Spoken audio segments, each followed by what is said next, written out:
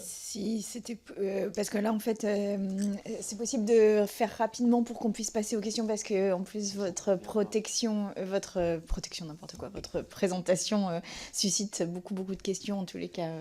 Je vois que le rapporteur a écrit plein de choses, moi j'ai plein de questions aussi donc si vous pouviez accélérer ce serait top, merci. Alors, il nous reste le cas des films qui ont rencontré une situation de violence et de comment pouvoir les exploiter. Donc, je ne sais pas si vous voulez que Fabienne vous fasse cette présentation. Voilà.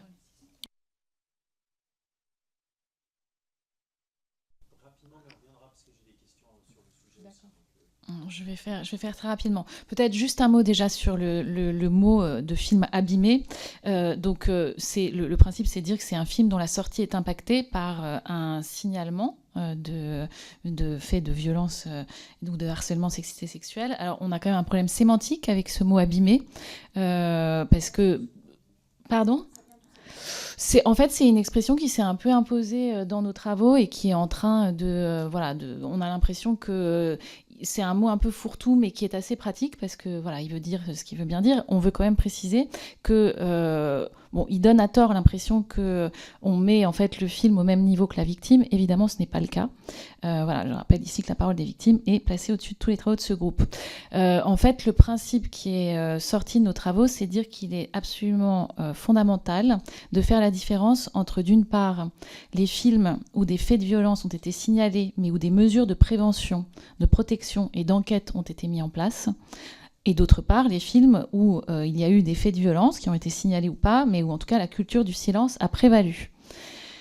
Donc, accompagner la sortie de ces films dits abîmés, dans lesquels des mesures de prévention, de protection et d'enquête ont été mises en place, nous semble essentiel, en fait, pour permettre une vraie libération de la parole et de l'écoute des victimes. C'est-à-dire que quand il y a un signalement de fait de violence, on sait, on a totalement conscience du fait que la victime ne va pas se dire avant toute chose « Oh mince, je vais mettre en péril la sortie de ce film ». Néanmoins, c'est quand même un élément qui est très probablement aussi à ce moment-là qui s'invite.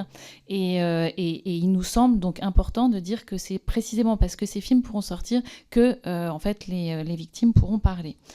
Donc le protocole respect d'accompagnement des films abîmés, alors c'est vraiment un protocole qui va exister pour des films abîmés, encore une fois entre guillemets, de demain, pas ceux d'aujourd'hui, puisque jusqu'à aujourd'hui, par définition, le protocole n'existait pas, même si un film en particulier l'a un peu présagé, si je puis dire.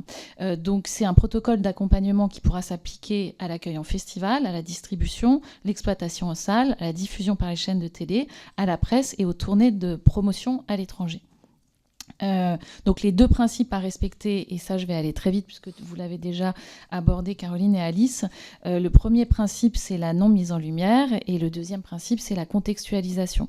Donc sur la non mise en lumière, peut-être juste dire qu'en fait on s'est inspiré de la jurisprudence César, des Césars, donc les personnes mises en examen ne peuvent pas venir à la cérémonie, il n'y a pas de prise de parole en leur nom en cas d'obtention d'un César et pas d'invitation aux événements autour des Césars. La non mise en lumière nous semble être une manière de respecter évidemment la parole des victimes, mais aussi un outil qui permet au film d'être exploité tout en contextualisant la violence qui est associée à l'un des membres de l'équipe de ce film. La personne mise en retrait n'est pas déclarée coupable. Il s'agit d'une non mise en lumière le temps, justement, que la justice fasse son travail, ce qui ne nous semble pas contradictoire avec la notion de présomption d'innocence.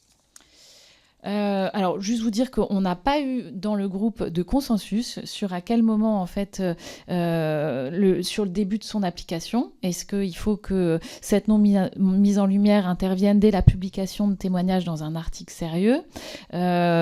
Pour d'autres, il fallait attendre le dépôt d'une plainte lorsqu'on en a connaissance, parce qu'on n'en a pas toujours connaissance sur un plateau.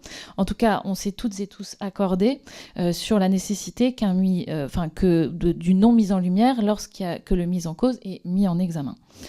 Voilà, donc ça c'est pour la non mise en lumière. Et le deuxième aspect qui est la contextualisation, c'est de dire que en fait un film dit abîmé doit être accompagné encore une fois, quand il a obtenu la certification respect, c'est-à-dire qu'il a été, voilà, tout le protocole a été dûment suivi, donc en créant une sorte de matériel pédagogique précis à destination donc des festivals, des exploitants, des tournées de promo, qui, 1, détaille les faits de violence survenus, 2, précise les mesures qui ont été mises en place, et 3, font un état des lieux de la procédure judiciaire en cours.